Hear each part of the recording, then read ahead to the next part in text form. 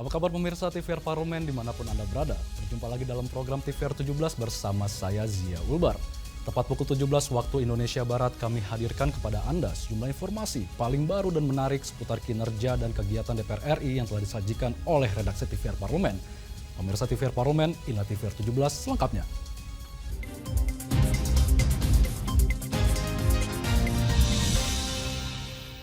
Kita awali TVR 17 hari ini dengan informasi dari Badan Kerjasama Antar Parlemen DPR RI yang menilai pentingnya partisipasi dan peran perempuan melalui parlemen, terutama dalam pengambilan keputusan dalam produk-produk legislasi serta dalam penyusunan berbagai resolusi. Keterwakilan perempuan di DPR RI mengalami peningkatan dari 17% pada hasil pemilu 2014 menjadi sekitar 20% dari hasil pemilu tahun 2019. Begitu juga dengan keanggotaan dalam Badan Kerjasama Antar Parlemen DPR RI periode 2019-2024. Untuk itu, BKSAP DPR RI mendorong peningkatan kapasitas dan kesempatan bagi anggota DPR RI perempuan di forum-forum internasional. Ketua BKSAP DPR RI Fadlizon mengungkapkan, kesetaraan gender dalam politik telah menjadi perhatian publik hingga tingkat internasional. Partisipasi dan peran perempuan melalui parlemen sangat dibutuhkan, terutama dalam pengambilan keputusan dalam produk-produk legislasi serta dalam penyusunan berbagai resolusi. Sekarang ini saya kira makin banyak parlemen perempuan kita dari DPR yang tampil di forum-forum internasional. Di IPU sendiri ada beberapa yang ikut di dalam Women Parliamentarian, Young Parliamentarians, kemudian di beberapa standing committee di IPU dan juga di forum-forum internasional, regional lainnya gitu ya. Jadi bagaimana di dalam pengambilan keputusan di legislasi ada gender sensitivity, ada sensitive gender ya. Dan saya kira ini satu hal yang sangat penting.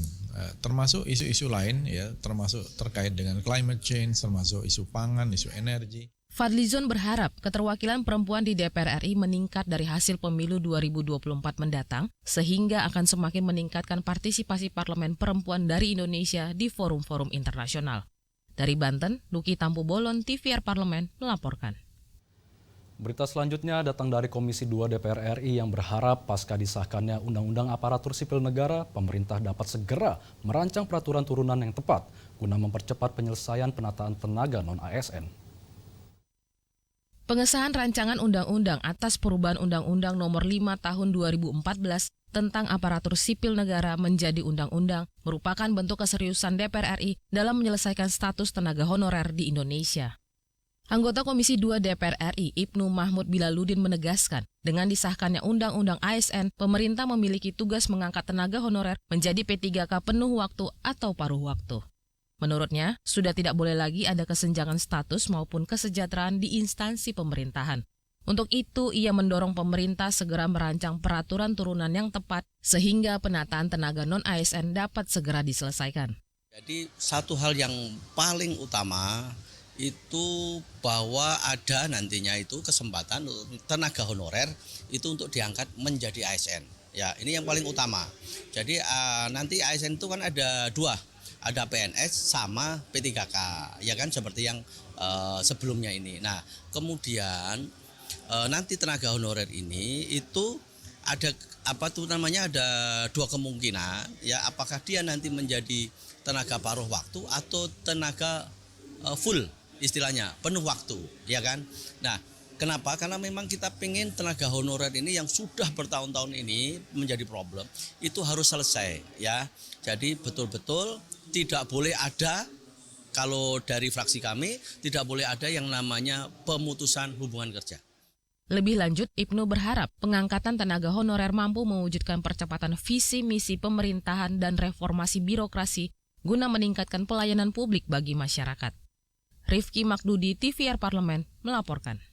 Kita beralih ke berita Komisi 2 DPR RI yang berharap di tahun 2045 Ibu Kota Negara Nusantara sudah secara aktif sebagai Ibu Kota Negara Indonesia yang baru dengan proyeksi jumlah penduduk sekitar 1,9 juta jiwa. Komisi 2 DPR RI mendorong proyek pembangunan Ibu Kota Negara Nusantara diselesaikan pada tahun 2045 guna mendorong pemerataan pertumbuhan ekonomi dan kemajuan bangsa. Dengan disahkannya revisi Undang-Undang IKN, Wakil Ketua Komisi 2 DPR RI Junimart Girsang meminta pemerintah lebih serius dan efektif menggunakan anggaran negara untuk pembangunan IKN. Menurutnya, pada 17 Agustus 2024 mendatang, diproyeksikan peringatan Hari Ulang Tahun Indonesia sudah dapat diselenggarakan di IKN Nusantara. Ia berharap di tahun 2045, IKN Nusantara sudah secara aktif sebagai ibu kota Indonesia yang baru dengan proyeksi jumlah penduduk sekitar 1,9 juta jiwa. Nah, pada tahun 2024, IKN ini juga sudah harus berjalan dan sudah ditentukan bahwa pertama sekali pada tanggal 17 Agustus 2024 kita sudah upacara di IKN, kan begitu. Nah, tapi kan pembangunan kan tidak bisa secara langsung selesai. Ini bertahap dan dipastikan 2045 ya IKN itu sudah full, sudah penuh di sana, termasuk lembaga-lembaga yang harus di sana. Nah, kalau tahap pertama kan dipastikan di sana itu yang ada lembaga TNI, ya, lembaga Polri dan PUPR. Terdapat beberapa poin krusial dalam revisi Undang-Undang IKN, antara lain mengatur soal penetapan batas wilayah otorita IKN, investasi swasta di IKN, penguatan kelembagaan, serta rencana tata ruang wilayah IKN sebagai kawasan strategis nasional. Oki dan Aang, TVR Parlemen, melaporkan. Kamis 21 September 2023 yang lalu, rapat paripurna DPR RI mengesahkan rancangan undang-undang tentang APBN tahun anggaran 2024 menjadi undang-undang. Informasinya akan kami hadirkan sesaat lagi, untuk itu tetaplah di TVR 17.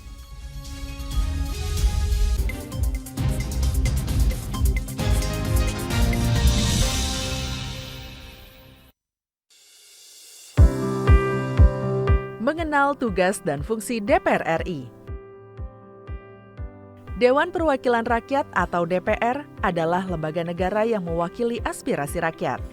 Kehadiran DPR RI merupakan salah satu bukti bahwa Indonesia merupakan negara demokrasi.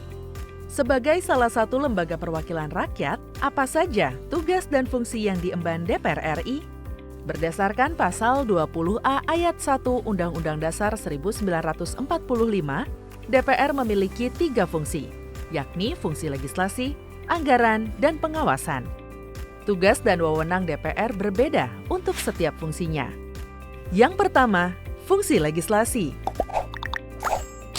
Menyusun program legislasi nasional atau prolegnas, menyusun dan membahas rancangan undang-undang, menerima rancangan undang-undang yang diajukan oleh DPD, membahas rancangan undang-undang yang diusulkan oleh Presiden ataupun DPD, menetapkan undang-undang bersama dengan Presiden, menyetujui atau tidak menyetujui peraturan pemerintah pengganti undang-undang yang diajukan oleh Presiden untuk ditetapkan menjadi undang-undang. Yang kedua, fungsi anggaran. Memberikan persetujuan atas rancangan undang-undang tentang APBN yang diajukan oleh Presiden. Memberikan persetujuan terhadap pemindahtanganan aset negara maupun terhadap perjanjian yang berdampak luas bagi kehidupan rakyat yang terkait dengan beban keuangan negara. Menindaklanjuti hasil pemeriksaan atas pengelolaan dan tanggung jawab keuangan negara yang disampaikan oleh BPK.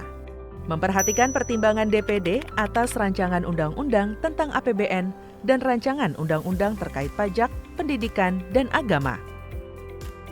Yang ketiga, fungsi pengawasan. Fungsi pengawasan, DPR bertugas melakukan pengawasan terhadap pelaksanaan Undang-Undang APBN dan kebijakan pemerintah, serta membahas dan menindaklanjuti hasil pengawasan yang disampaikan oleh DPD. Demikian penjelasan tentang tugas dan fungsi DPR menurut Undang-Undang. Informasi ini dipersembahkan oleh TV dan Radio Parlemen, Biro Pemberitaan Parlemen, dan Sekretariat Jenderal DPR RI.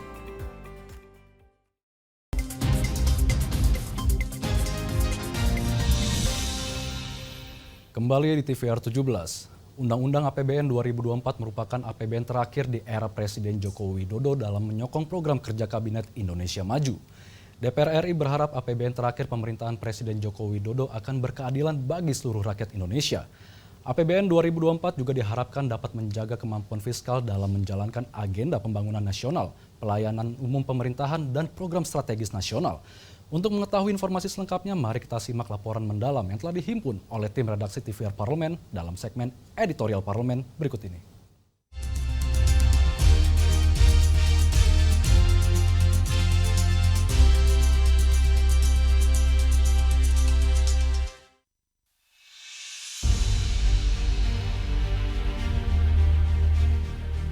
Apakah rancangan undang-undang tentang anggaran pendapatan dan belanja negara tahun 2024 dapat disetujui untuk disahkan menjadi undang-undang?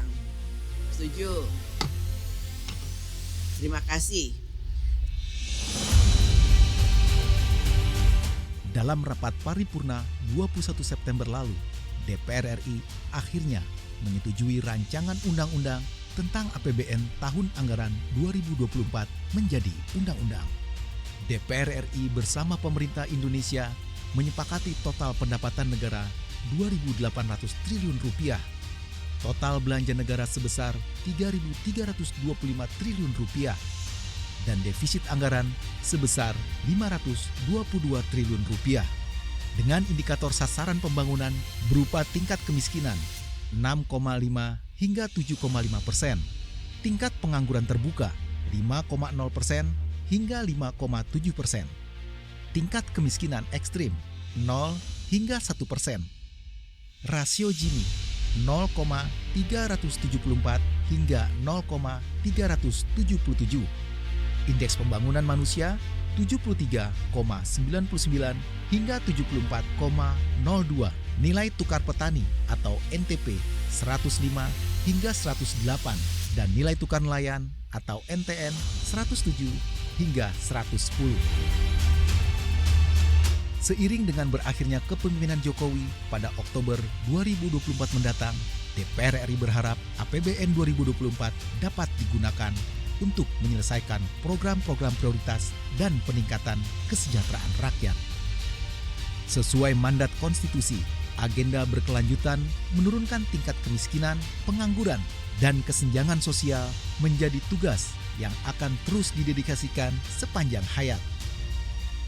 Keinginan kuat pemerintah meninggalkan legasi penting untuk menurunkan tingkat kemiskinan patut kita dukung. APBN 2024 akan menjadi modal penting bagi pemerintah melunasi janji kepada rakyat sebelum demisioner pada Oktober 2024. Pemerintah menurunkan kemiskinan ekstrim di level 0,1%, menurunkan prevalensi stunting ke level 14%, menjaga pertumbuhan ekonomi tetap di atas 5%. Inflasi berada di level rendah, patut kita dukung. Selanjutnya, beberapa anggota DPR RI menyoroti distribusi APBN 2024 untuk program-program prioritas. Di antaranya, penguatan ekonomi, penurunan angka prevalensi stunting, penyelesaian proyek infrastruktur, hingga peningkatan kesejahteraan guru dan tenaga pendidik. Pemerintah benar-benar fokus di dalam menyelesaikan permasalahan kemiskinan ini. Juga dalam rangka penanganan masalah stunting, jadi ini hubungannya adalah tentu dalam rangka pengembangan sumber daya manusia. Ini menjadi prioritas yang pertama. Terus yang kedua juga kita tahu bahwa di dalam program APBN ini juga perlindungan sosial itu menjadi salah satu yang menjadi prioritas. Anggaran tahun ini kurang lebih 3.325 triliun rupiah. Ini tentu yang mendapat pos anggaran terbesar adalah di pendidikan, kurang lebih 20%. Tentu di samping kenaikan pegawai negeri sipil, pensiunan, juga mempertimbangkan untuk memberikan insentif kepada guru ngaji. Guru ngaji ini selama ini tidak pernah tersentuh oleh pemerintah. Sinergi DPR dan pemerintah dibutuhkan untuk mewujudkan kebijakan nasional yang mensejahterakan rakyat, termasuk peraturan pelaksanaan program perlindungan sosial, sehingga APBN 2024 dapat dimanfaatkan secara optimal oleh masyarakat yang membutuhkan. Tim redaksi TVR Parlemen melaporkan.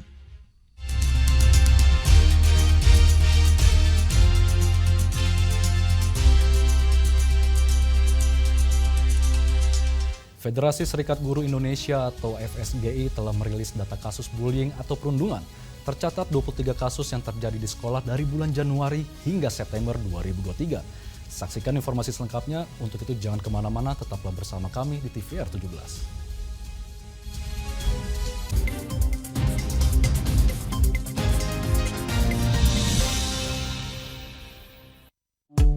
DPR RI memiliki fungsi diplomasi dalam menjalankan politik luar negeri sesuai dengan pasal 116 Undang-Undang MD 3. Kontribusi aktif BKSAP DPR RI memainkan peranan penting dalam memenangkan persaingan global melalui IPU, IPA, IPPF, IPA, dan PUIK.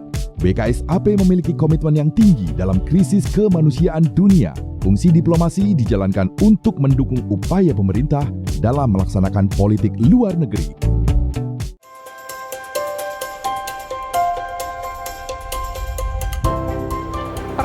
Dalam sejarah Indonesia, tahun 2024 kita mengadakan pemilu serentak, legislatif dan eksekutif baik di tingkat pusat maupun daerah. Catat waktunya, Rabu 14 Februari 2024. Untuk pemilihan legislatif, Anda akan memilih anggota DPD, anggota DPR, anggota DPRD Provinsi, dan anggota DPRD Kabupaten atau Kota. Selain pemilu legislatif, Anda juga akan memilih presiden dan wakil presiden loh pemirsa. Di bulan November, tepatnya Rabu 27 November 2024, juga akan diadakan pemilihan kepala daerah atau pilkada serentak. Dalam pilkada nanti, Anda akan memilih gubernur dan wakil gubernur, bupati dan wakil bupati, serta wali kota dan wakil wali kota. Nah, pemirsa sudah tahu kan waktunya? Kini saatnya Anda untuk mempersiapkan diri. Kenali calon-calon wakil rakyat dan pemimpin Anda dengan baik.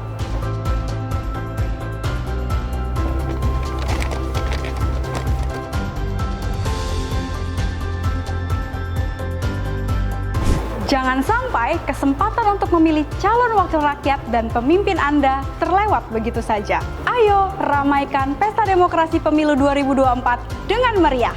Demi masa depan bangsa Indonesia.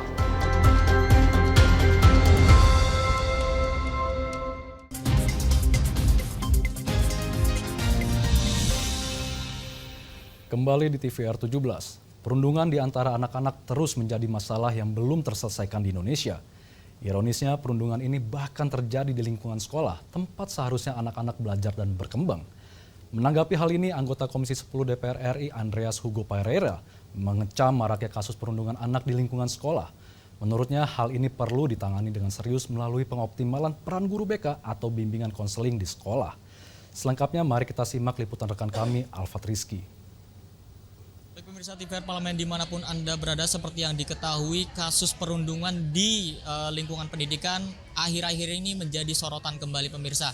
Di mana menurut Federasi Serikat Guru Indonesia atau FSGI tercatat kasus perundungan di satuan pendidikan sejak Januari sampai dengan September 2023 mencapai 23 kasus, dan Ketua DPR RI sendiri Ibu Dr. Honoris Causa Puan Maharani sudah menyoroti terkait dengan kasus perundungan yang ada di sekolah. Dan saat ini saya sudah bersama dengan salah satu anggota Komisi 10 DPR RI, yaitu Bapak Andreas Hugo Pereira untuk fraksi PDI Perjuangan dari daerah pemilihan Nusa Tenggara Timur 1. Baik Pak, Bapak melihatnya seperti apa Pak? Akhirnya kasus bullying dan juga perundungan anak di sekolah kembali terjadi. Nah, langkah-langkah seperti apa di satuan pendidikan yang menurut Bapak masih perlu dioptimalkan Pak? Ya, saya melihat ini sebagai suatu fenomena yang serius gitu. Artinya bukan satu kasus, dua kasus, tapi kalau sudah sampai 10 kasus, lebih dari 10 kasus, ini merupakan suatu fenomena yang harus ditangani secara serius. Hal yang perlu menjadi perhatian di sini adalah melihat bahwa perundungan ini apakah masuk kategori ya hanya di dalam arti hubungan sosial biasa atau sudah menyangkut hal-hal yang bersifat kriminal. Nah, yang terjadi sekarang kan bukan hanya lagi perundungan, tetapi sudah mengarah pada tindakan-tindakan yang kemudian secara psikologis mengganggu rekannya yang lain, atau bahkan sampai kepada tindakan-tindakan kriminal, tindakan-tindakan yang mencederai fisik dari kawan yang, dan itu sudah termasuk kategori kriminal. Nah, sehingga dalam hal ini kalau kriminal kita urusannya adalah dengan pihak keamanan, urusan dengan hukum. Tapi kalau yang menyangkut hal-hal yang menyangkut mengganggu psikologi, mengganggu secara psikologis dari kawan-kawan yang lain, saya kira sekolah harus menangani ini secara serius dan juga harus bicara dengan orang tua, karena bagaimanapun anak-anak ini asalnya adalah keluarga dan lingkungan kedua adalah sekolah. Ini kan juga yang menjadi kasus yang sempat viral juga, ada salah satu siswa Pak di salah satu di daerah Jakarta Selatan itu dirundung juga sampai kena mental dan akhirnya bunuh diri Pak.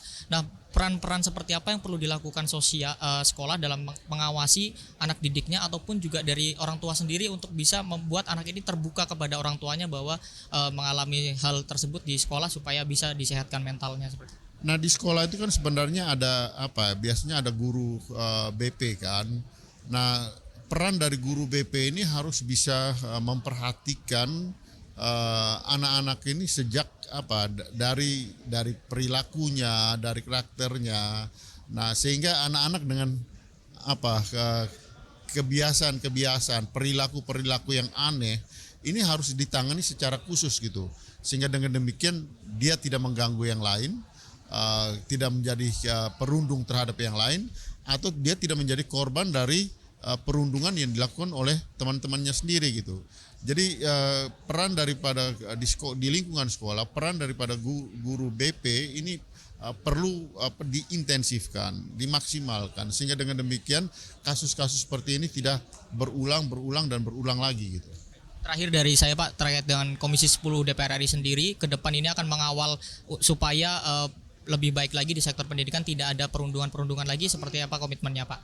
Saya kira dari Komisi 10 khususnya Dirjen Pendidikan Dasar dan Menengah perlu memberikan perhatian dengan membuat surat edaran khusus pada sekolah-sekolah di dinas-dinas di seluruh Indonesia untuk melihat ini secara serius, dan terutama tadi yang saya sampaikan bahwa peran di sekolah, di unit sekolah itu peran dari guru BP ini penting untuk memperhatikan, melihat sejak dini perilaku anak-anak yang mempunyai kecenderungan yang perilaku aneh tadi gitu. Terima kasih Bapak Andreas Hugo Pareira atas waktunya, dan pemirsa itu tadi bincang-bincang saya dengan salah satu anggota Komisi 10 DPR RI, Bapak Andreas Hugo Pareira, di mana tadi Bapak Andreas Hugo Pareira berkomitmen bersama dengan Komisi 10 DPR RI untuk terus mengawal mencegah terjadinya kasus bullying atau perundungan pada anak di lingkungan sekolah, dan mendukung tadi peningkatan peran dari guru PP di sekolah untuk bisa meminimalisir aksi perundungan di lingkungan pendidikan. Sekian pemirsa yang dapat saya laporkan. Saya Alfat Rizky, kembali ke studio. Selanjutnya pemirsa, apa saja yang menjadi topik perbincangan di media online pada hari ini? Usai jeda tetaplah di TVR 17.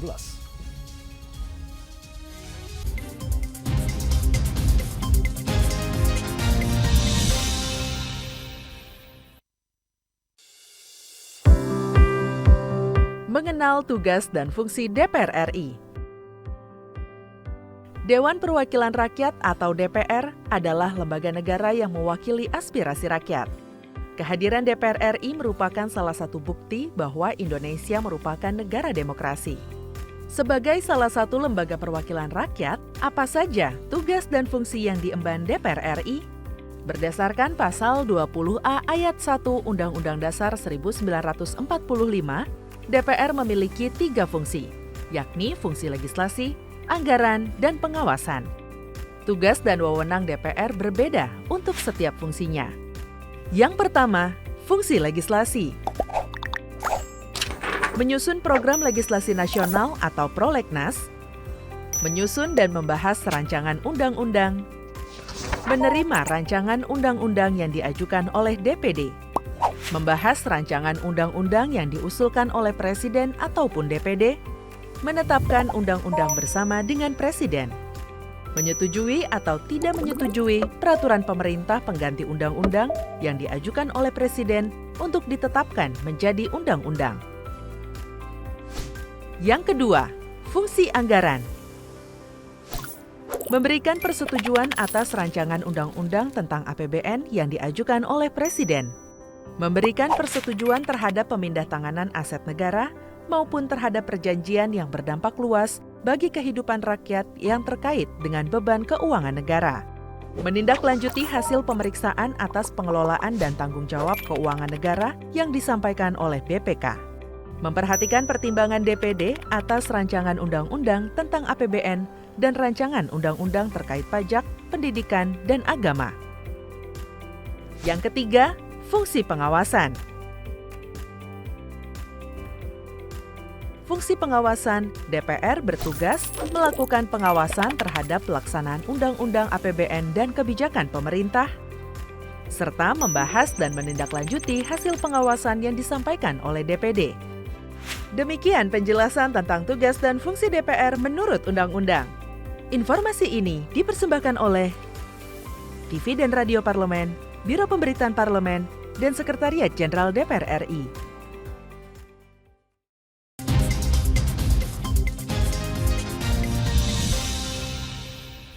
Kembali di TVR 17. Pemirsa TVR Parlemen, kali ini kita masuk ke segmen media nasional. Mari kita simak isu apa saja yang menjadi sorotan media serta tanggapan dari sejumlah anggota Dewan bersama rekan kami, Rini Reski.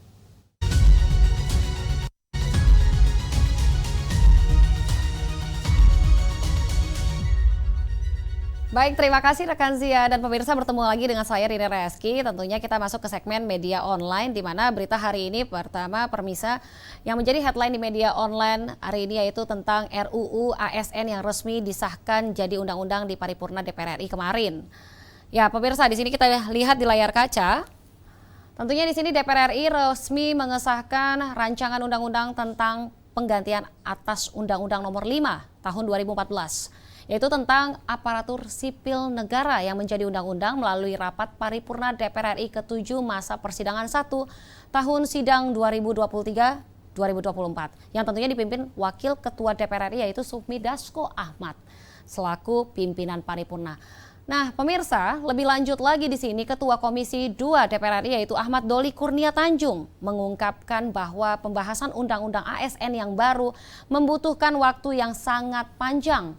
Tentunya kurang lebih 2 tahun 9 bulan, sehingga Undang-Undang ASN diharapkan bisa menjawab tantangan ASN ke depannya, agar tercipta birokrasi yang profesional juga berkelas dunia. Itu dia tadi pemirsa berita pertama. Kita masuk ke berita selanjutnya yang juga menjadi headline di media online hari ini, yaitu rapat paripurna DPR RI menyetujui Arsul Sani jadi calon hakim konstitusi. Kita lihat kembali di layar kaca.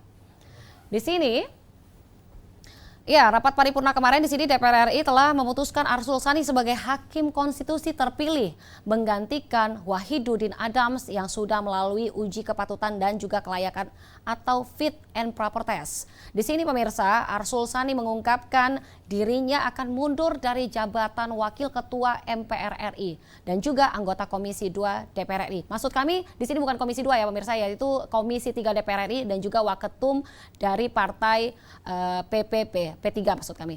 Nah, yang sudah menjadi konsekuensi terpilih sebagai Hakim Mahkamah Konstitusi sesuai dengan peraturan undang-undang, dan di sini Hakim Konstitusi dipilih berdasarkan kualitasnya yang meliputi integritas, visi misi dan juga kompetensi. Dan pemirsa, di sini juga DPR RI berharap Hakim Konstitusi yang terpilih mampu meningkatkan citra dan juga wibawa Mahkamah Konstitusi sebagai lembaga peradilan tertinggi yang mengawal konstitusi. Iya, baik pemirsa, itu tadi headline di media online pada hari ini terkait tentang RUU ASN yang resmi disahkan jadi undang-undang di rapat paripurna kemarin, serta paripurna DPR RI yang menyetujui Arsul Sani jadi calon hakim konstitusi. Sekian dari saya Rini Reski, selamat sore, terima kasih.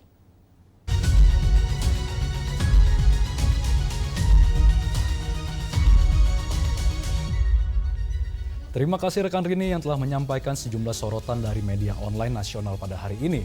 Pemirsa TVR Parlemen, segmen media online tadi sekaligus menutup program TVR 17 edisi sore hari ini.